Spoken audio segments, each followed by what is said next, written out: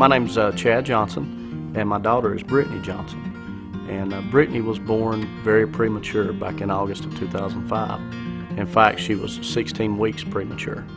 And she weighed about 1 pound and 5 ounces, which is a little less than what a loaf of bread actually weighs. Brittany spent the first 5 months of her life in the neonatal intensive care unit at T.C. Thompson. And there were several times where the doctors gave her a slim chance of survival.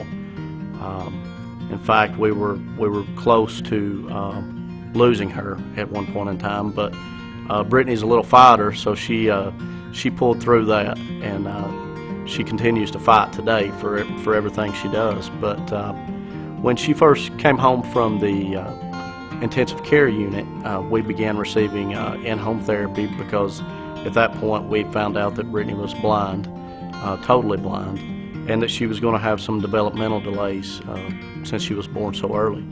So we started receiving the in-home therapy, and we just felt as parents that that wasn't going to be enough to get Brittany where she needed to be.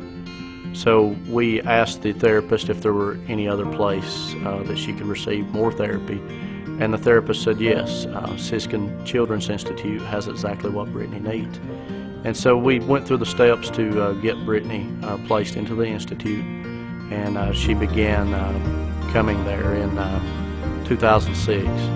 And she spent the next 4 years basically at the institute, and I just graduated in 2011.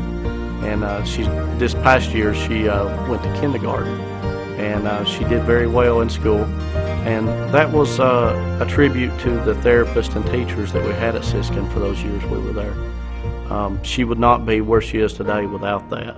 She was to the point where she couldn't eat foods that were not pureed, and so the therapists were able to help her through speech therapy, help her understand how to chew her foods. I mean, something that simple that we take for granted, that's what Brittany had to learn to do. So I can't say enough about what Siskin did for my child and my family.